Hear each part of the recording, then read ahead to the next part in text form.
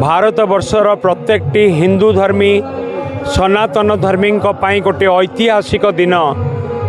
कि पुरी श्रीमंदिर चारिपटे जो परिक्रमा योजना आज लोकार्पित होईछि एवं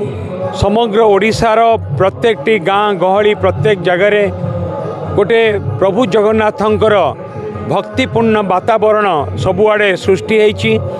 समग्र ओडिशा एवं भारतवर्ष समग्र ओडिशा और भारतवर्ष जगन्नाथमय होईछि एवं सेही परिप्रेक्षी रे आज आमर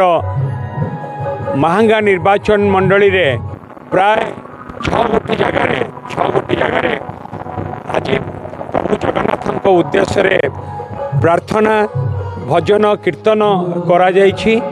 एवं आम समस्ते भक्त माने समस्ते आम अंचल आदिवासी माने प्रभु जगन्नाथ को आज प्रार्थना करिसेंती एवं प्रभु जगन्नाथंकर आशीर्वाद नहीं।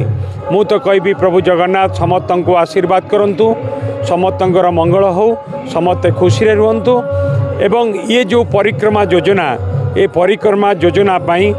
जहाँ को उद्यम रे कथा आज संभव हो पारिछि। आमर प्रिय नेता माननीय मुख्यमंत्री श्रीयुक्त नवीन पट्टनायक से सबुदिन पाई